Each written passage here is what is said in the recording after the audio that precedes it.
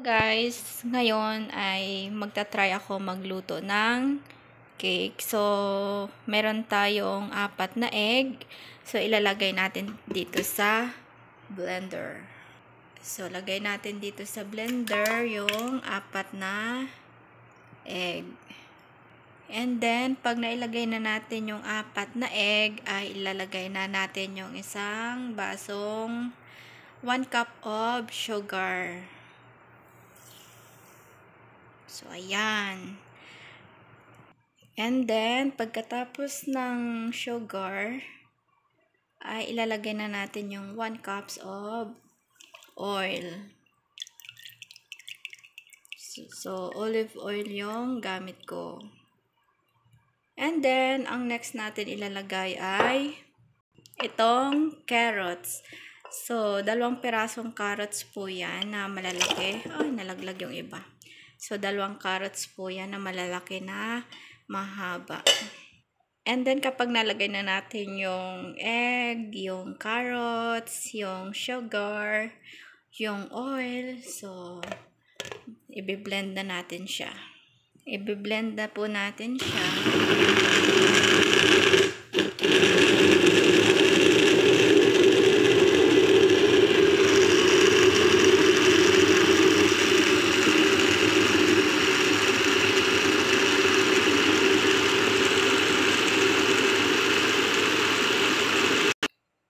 So, tapos na po siya. So, kailangan ay ma-blend po natin siya ng maayos, lalo na yung carrots.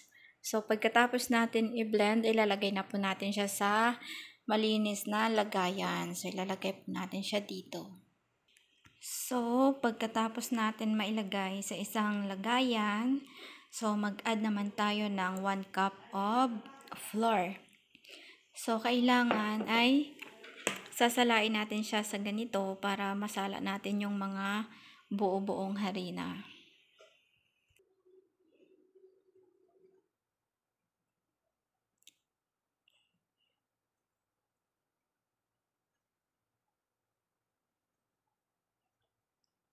Wait lang.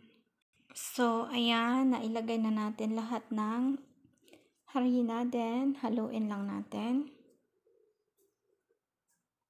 I-mix lang natin. Sa carrots naman po, sa carrots, or carrots ba, anong tawag niyo dyan? So, pwede kayong mag-add ng maraming carrot. Depende sa inyo kung ilan yung gusto nyo. Kung gusto nyo ng 3, 4, 5. So, depende po yan. Sa akin ay 2 lang. Dahil first time kong gawin to, itong cake na to, ay 2 lang muna yung nilagay ko.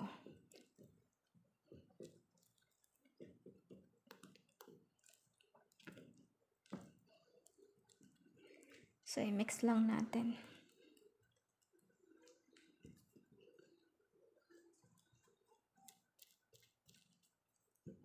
I-mix natin ng maayos. Kailangan walang mga buo-buong harina na hindi na mix na maayos.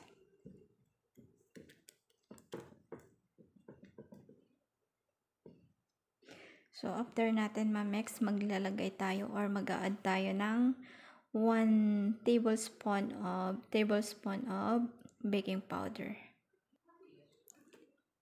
1 tablespoon of baking powder. Then, mimix ulit natin. Ang hirap talaga kapag wala kang taga-video.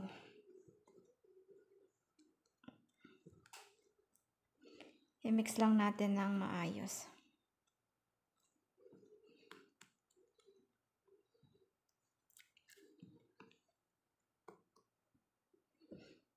So, ayan na guys. Tapos na akong mag-mix.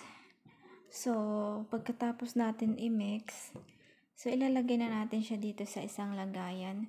So, nilagyan ko nga pala yan ng mantika, lahat ng gilid-gilid para hindi mag-dikit-dikit. So, kung depende sa inyo kung gusto niyo ng mantika or yung butter. So, ayan, lalagay na natin. So, ayan guys, nailagay ko na sa isang lagayan. Parang naparami yung lagay ko ng mantika. Dapat ano lang, punas lang siya. And pagkatapos nito, ilalagay na natin siya sa oven ng 45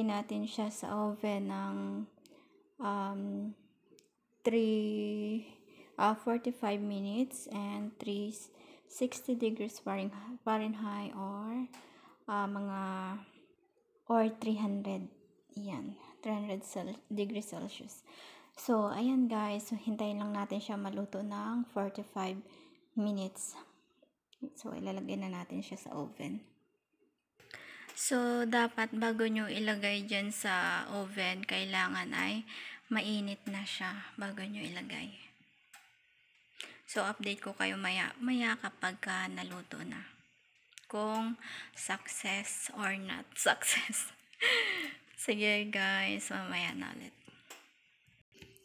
So, hi guys, tingnan na natin yung ating cake kung luto na. Dahil meron tayong toothpick, ito yung gagamitin natin pang pindot kung nadikit pa yung cake sa ating toothpick.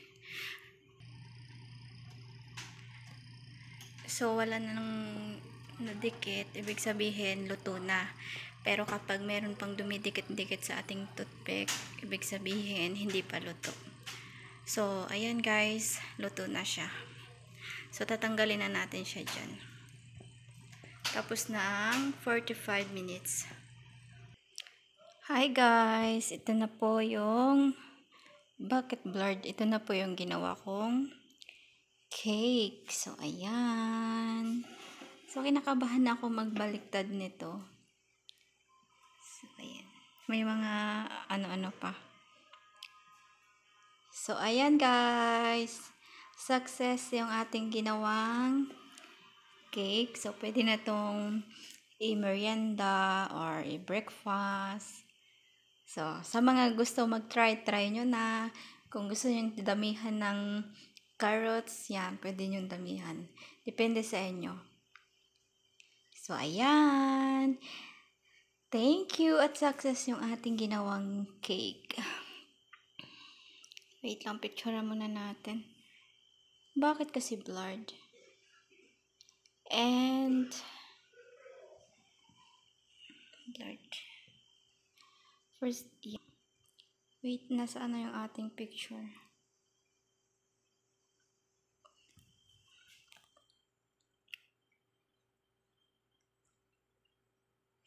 Bakit blurred kasi? So, ayan guys, hanggang dito na lang yung aking video. Kung gusto nyo i-try nyo na.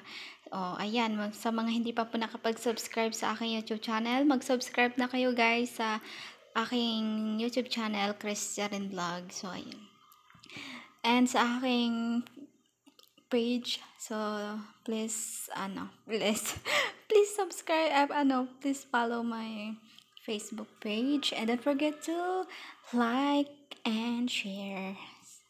Yun lang guys. Bye. God bless everyone. Nakakatuwa naman.